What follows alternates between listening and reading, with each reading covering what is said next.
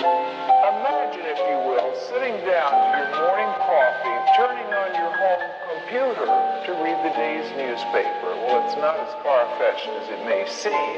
In fact, both local San Francisco papers are investing a lot of money to try and get a service just like that started. Science editor Steve Newman reports on one person already using the brand new system.